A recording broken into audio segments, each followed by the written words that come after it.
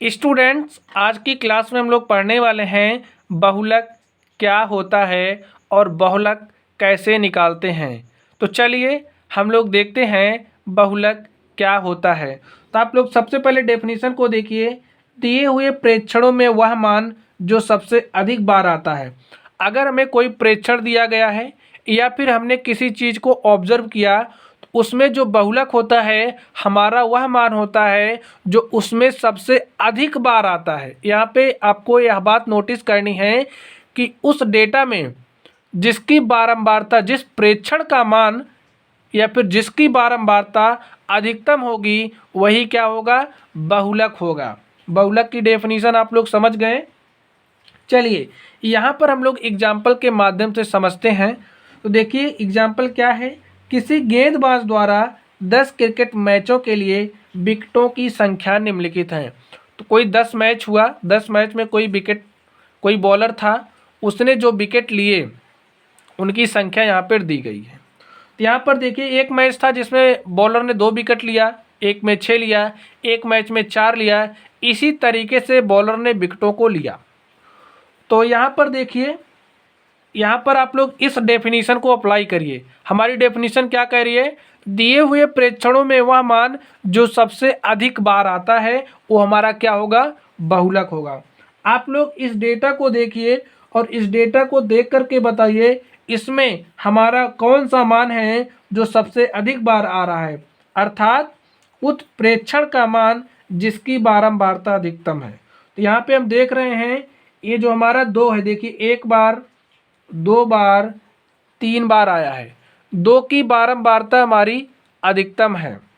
और किसी को देखिए आप लोग, 6 हमारा 1 बार है, 4 भी 1 बार है, 5 भी 1 बार है, और यहाँ पे 3 हमारा कितनी बार है, 1 2 बार है।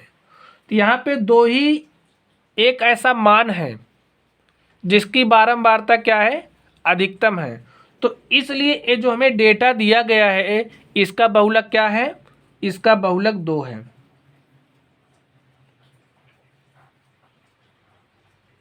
बहुलक क्या है, 2 है। तो स्टूडेंट्स इस तरीके से देखिए बहुलक क्या है, बहुलक को हमने समझा, बहुलक कैसे निकालते हैं हमने इसको भी समझा। तो हम लोग जो हमारे पास डेटा दिया होगा, डेटा हमारे पास 2 तरीके के होंगे। एक हमारे पास अवर्गीकृत डेटा होगा, अवर्गीकृत आंकड़ा होगा। तो जो भी हमारा अवर्गीकृत आंकड़ा होगा उसका जो बहुलक है हम लोग इस तरीके से निकाल लेंगे। लेकिन अगर हमें वर्गीकृत डेटा दिया गया है तो उसका बहुलक हम लोग कैसे निकालेंगे, चलिए हम लोग इस चीज़ को भी समझते हैं। तो चलिए हम लोग इसको देखते हैं। अगर हमें डेटा वर्गीकृत दिया गया है तो वर्गीकृत डेटा का हम लोग बहुलक कैसे निकालेंगे। वर्गीकृत डेटा का बहुलक निकालने के लिए हमारे पास फॉर्मूला होता है। हमारा बहुलक इज इक्वल टू होता है L plus F1 minus F not upon में 2F1 minus F not minus F2 into में H। ये हमारा बहुलक निकालने का फॉर्मूला होता है। यहाँ पर स्टूडेंट्स आप लोग एक बात और समझ लीजिए, कक्षा 9th में आप लोगों ने सीखा था कि बहुलक क्या है। वैसे यहाँ पर भी हमने बहुलक की डेफिनेशन को एक्सप्लेन किया। 9th में आपने सीखा था अगर में कोई अवर्गीकृत डेटा दिया गया है, अवर्गीकृत डेटा दिया गया है तो इसका बहुलक हम लोग कैसे निकाले थे इसको आपने सीखा था। और संक्षेप में हमने यहाँ पर भी सीखा कि अगर हमें डेटा अवर्गीकृत दिया गया है तो उसका हम लोग बहुलक कैसे निकालते हैं। अब हम लोग डिस्कस करने वाले हैं, कक्षा 10 में आप लोग पहुँच गए हो 9 से। तो यहाँ पर हम लोग पढ़ेंगे अगर हमें कोई भी डेटा वर्गीकृत दिया गया है तो इस वर्गीकृत डेटा का हम लोग बहुलक कैसे निकालेंगे।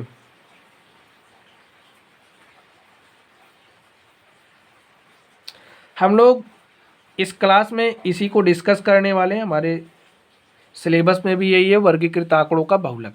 तो अगर हमें वर्गीकृत आंकड़ा दिया गया है तो उसका बहुलक निकालने के लिए हम लोग इस फॉर्मूले का यूज़ करेंगे। तो इसमें हम लोग हमारा जो नोटेशंस हैं इनको हम लोग समझ लेते हैं। L इज इक्वल टू क्या है, बहुलक वर्ग की निम्न सीमा या निचली सीमा।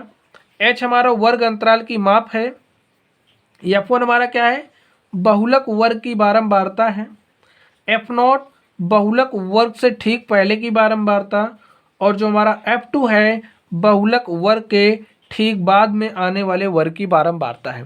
तो आप लोगों को जो नेक्स्ट क्लासेस मिलेंगी इससे संबंधित एक्सरसाइज 13.2 को हम लोग सॉल्व करेंगे, उसके सारे क्वेश्चंस को सॉल्व करेंगे।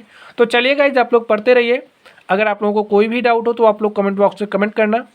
वीडियो पसंद आए तो वीडियो को लाइक करिएगा, चैनल पर नए हों तो चैनल को सब्सक्राइब करिएगा। तो चलिए गाइज आप लोग पढ़ते रहिए। Thank you.